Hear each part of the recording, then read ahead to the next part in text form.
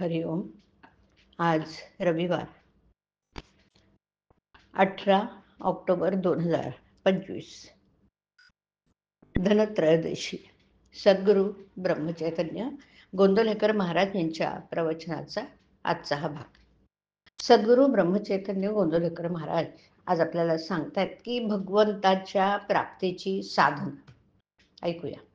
भगवंताने आपण याच्यामध्ये अभिमानाचा पडदा आहे हा दूर झाला म्हणजे आपल्याला भगवंताची प्राप्ती झाली. हा दूर व्हायला मार्ग अनेक आहेत. कर्ममार्ग, हठयोग, राजयोग वगैरे मार्गाने हा तितका लवकर दूर होत नाही. उलट क्वचित प्रसंगी वाढतो. पण भक्ती मार्ग सोपा आहे. भक्ती म्हणजे भगवंताला अभिमान रहित अनन्य शरण जाणं, भगवंताचं होऊन जाणं, भगवंताशिवाय दुसरं काहीच न दिसणं, सर्वत्र भगवत प्रचिती येणं. अशी भक्ती प्राप्त होण्याचा मार्ग म्हटला म्हणजे सर्व कर्तृत्व भगवंताकडे देणं, सर्व त्याच्या इच्छेने चाललं आहे असं मानणं आणि आपली प्रत्येक क्रिया त्याला समर्पण करणं. असे केल्याने आपला अभिमान लवकर नाहीसा होतो.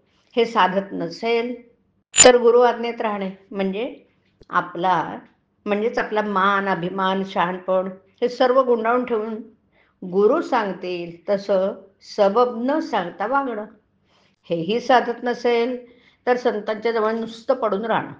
त्यांच्या सांगण्याने, सहवासाने अभिमान आहे ना, तो हळूहळू कमी होतो. बरं, भक्ती दोन प्रकारांनी उत्पन्न करता येते.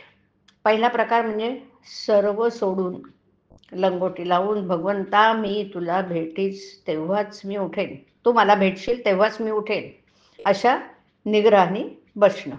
हा मार्ग कठीण आहे. प्रापंचिकाला हा सर्व साधणार नाही. आणि म्हणून दुसरा प्रकार म्हणजे सहवासाने भक्ती उत्पन्न करणं. भगवंताचे गुणवर्णन वाढवणं, त्याचेच गुण श्रवण करणं, त्याचे दर्शन घेणं, प्रत्येक कृत्य भगवंताकरता करणं, प्रत्येक कृत्यात त्याचं स्मरण ठेवणं, असा अखंड सहवास ठेवावा. म्हणजे मग भगवंताच्या ठिकाणी प्रेम उत्पन्न होतं. विषयाकरता केलेली भगवत भक्ती ही खरी भक्ती होऊ शकत नाही. भगवत सेवा निष्काम पाहिजे. कारण भक्ती म्हणजे संलग्न होणं.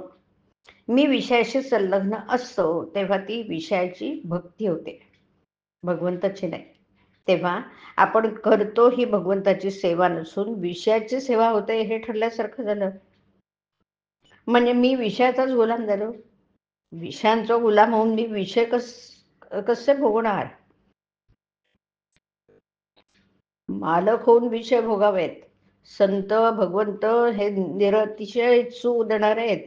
त्यांच्याजवळ विषय मागणं म्हणजे रामाजवळ भिक्षेचं भडकं मागणं इतकंच वेडेपणाचं नाही का? आपण सेवेचे फळ मागून भगवंताला मात्र दूर करतो. बरं, भगवंताची प्राप्ती हेच आपल्या जीवनाचं ध्येय ठरवून आपण नेहमी त्याच्या भोवती फिरत असावं. भगवंतामध्ये जे मिसळतात ते परत येत नाहीत हे लक्षात ठेवावं. भगवंताच्या प्राप्तीच्या आड येणारं नाहीसं व्हावं. म्हणून तळमळणारा जो असतो ना, त्याचे साधन बरोबर चाललेलं असतं. हरिओम. हरिओम तत्सत. हरिओम.